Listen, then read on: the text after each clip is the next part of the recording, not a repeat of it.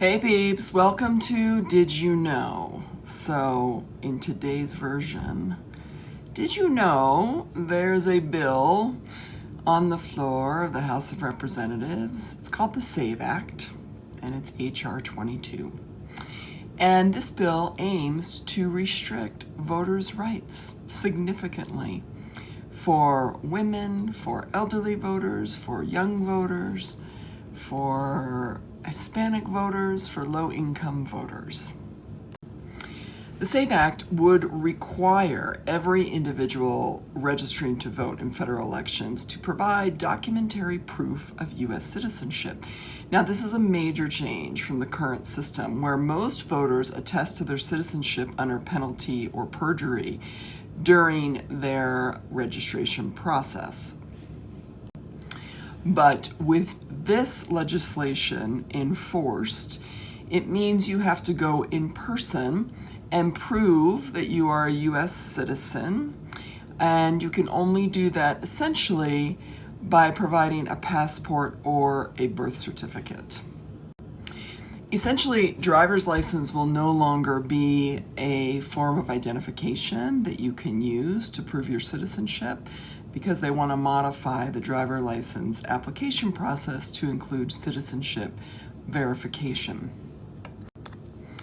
Furthermore, if you are a woman and you have changed your name due to marrying your partner,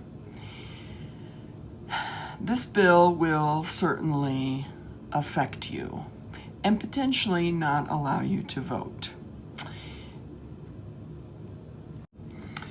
Essentially, as a woman, you are required by this legislation to have documentation that shows your legal name, which is your maiden name.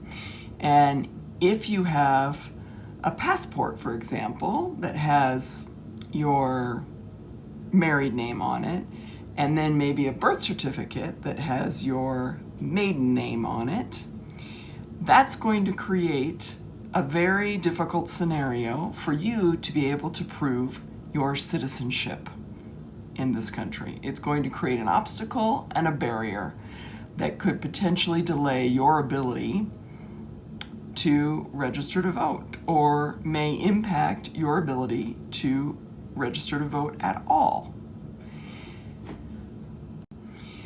But women aren't the only voters that are going to face difficulties in registering because many people lack access to the required documentation that is needed. So essentially, this bill is attempting to reduce the number of eligible voters in our country. And anyone who is currently eligible to vote will have to go and re-register and prove their citizenship in order to maintain their voter registration. When you look at some of the numbers, married women, for example, 33% of married women lack documents with their legal name. Elderly voters, 14% of elderly voters lack documentation. Younger voters, ages 18 to 29, do not have documentation, and it goes on and on. So it makes it incredibly difficult for people to become eligible registered voters under this new legislation. In addition, you can also look at some of these numbers in that 146 million Americans do not have passports. And if you compare that with the number of Americans that actually voted in the last election, it was 153 million Americans who voted. So most people don't have a way to prove their citizenship.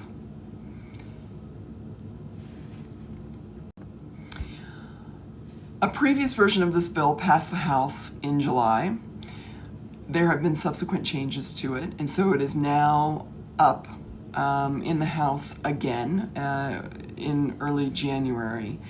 And it's not clear when it will hit the floor for a vote, and then it has to go to the Senate. Highly recommend that call your congressman, your senator, and let them know you don't approve of this bill. It will effectively strip you of your ability to become an eligible voter and will have devastating impact in this country.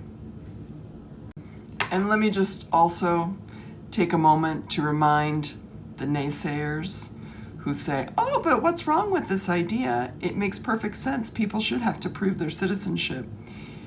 Non-citizen voting is extremely rare in this country. Extremely rare. It is not a problem the United States has faced. And this type of legislation, in addition to gutting and taking away the rights of citizens in this country from voting in federal elections, it also increases the burden on our election system with new policies, technologies, and procedures, and makes it incredibly difficult to register eligible voters, and is going to have a huge cost implication on the states, because that's who's going to bear the burden.